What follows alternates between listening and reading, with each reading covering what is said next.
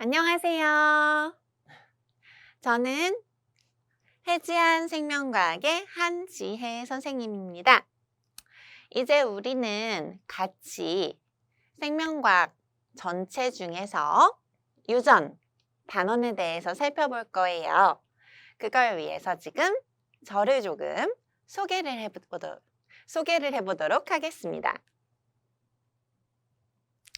네, 저는요, 한지혜고요. 서울대학교 생명과학부를 졸업했습니다. 그리고 2012년부터 강남 대성학원에서 강사를 하고 있고요. 한 2010년, 9년 그 정도부터 대치동에서 강의를 하고 있습니다. 여러 학원에서 하고 있고요. 그래서 저는 저의 대치동 경험들을 여러분과 함께 나누고 싶어서 이렇게 생명과학 강의를 찍게 되었습니다. 그리고 어떤 거를 할지 좀 이야기를 해보려고 하는데요. 여러분, 생명과학은 특히 원은 총 5개 단원으로 이루어져 있어요. 그런데 이 중에서 1, 2 단원은 비교적 쉬운 단원이고 3단원은 처음 봤을 때 조금 친숙하긴 한데 하면 할수록 조금 어려운 것 같기도 하고 외울 게 너무 많은 것 같기도 하고 한 단원이고요. 4단원은 생명 선택 안 하신 분들도 많이 들어봤는 악명 높은 유전 단원이에요. 그 유전 단원이 있고 생태계. 이거는 조금 가볍게 넘어갈 수 있는 부분인데. 자, 여러분, 생명과학 원이 이렇게 5단원이 있다고 했을 때 처음 공부하는 입장에서 우리가 얘가 전체 내용이 얼마나 돼요? 이게 궁금하실 수 있거든요. 그래서 그거에 대해서 먼저 조금 설명을 해드리려고 해요. 자, 생명과학 원이 전체 100%라고 생각을 해볼게요. 그랬을 때 생명과학의 이해 단원은 5개 중에 하나니까 20%? 그게 아니라 한 10% 정도 됩니다. 그거밖에 안 돼요? 네, 그거밖에 안 돼요. 그래서 10% 정도 되고요. 그 다음 사람의 물질 대사도 10% 정도 돼요. 그래서 전체 중에 2단원이나 끝나도 겨우 20% 끝난 정도, 그 정도 상태가 되겠습니다. 그리고 항상성과 몸의 조절, 이쪽이 한 35%? 그쯤 돼서요. 3단원까지 끝내면 나 좀 55%쯤 했나? 그런 느낌으로 받아들이시면 될 것 같고요. 그 다음에 유전 파트. 유전 파트는 이것도 35에서 40 정도 된다고 보시면 될 것 같아요. 그래서 이게 굉장히 비중이 높고요. 마지막 생태계. 여러분, 생태계는요, 그냥 전체적으로 보면 실은 생명과학의 이해보다 더 비중이 높아요. 그렇기는 한데 처음 하실 때는 보통 내신으로 하시잖아요.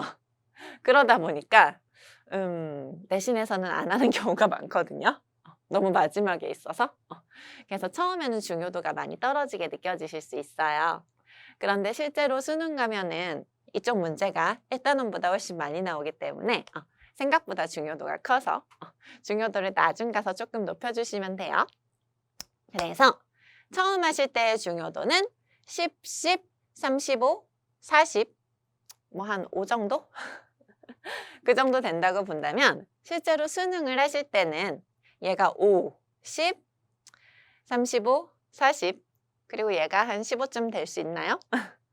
그 정도라고 보시면 될 것 같습니다.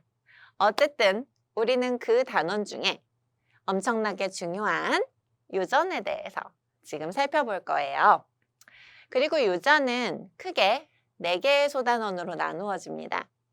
첫 번째, 염색체와 유전자. 2번째, 세포 분열. 3번째, 사람의 유전. 4번째, 돌연변인데요. 이거를 조금 세분화시켜 보았습니다. 그러면 요 정도가 되게 될 거예요.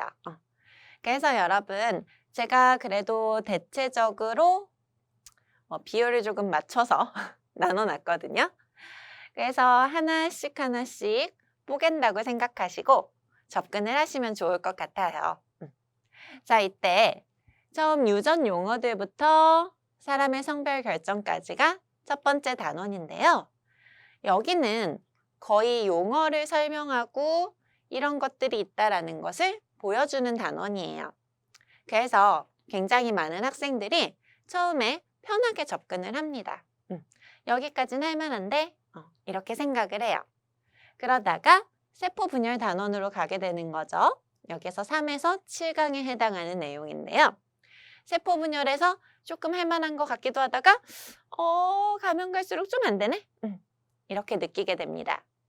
그런데 여러분, 여기까지 쉽다가 여기서 갑자기 어려워지는 게 아니에요.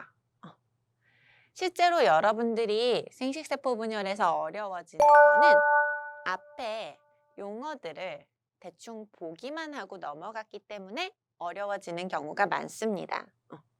그렇기 때문에 여러분, 쉽다고 생각해서 대충 하고 넘어가시 마시고요. 무조건 좀 간단해 보이고 너무 기본 같아 보여도 해당 부분을 완벽하게 숙지하고 넘어갈 수 있도록 처음부터 마음을 먹어주시면 좋겠어요. 우리가 공부하다 보면 마음만 급해가지고 이거 대충 아는 것 같으니까 다음 거 해서 얼른 끝내고 싶거든요. 근데 그러다 보면 결국에는 앞에 안 된 것 때문에 뒤에서 자꾸 오류가 나와요. 제대로 용어가 박히지 않은 상태에서 공부를 하면 머릿속에서 섞이고 헷갈리고 해서 좀 잘 안 되거든요. 그렇기 때문에 여러분 강조합니다. 유전 용어 생각보다 굉장히 중요하고요. 처음 저랑 수업을 하신 다음에 완전 외워서 개념이 바로바로 튀어나올 수 있게 한 상태에서 다음 단원으로 넘어가실 수 있도록 해주시면 좋겠어요.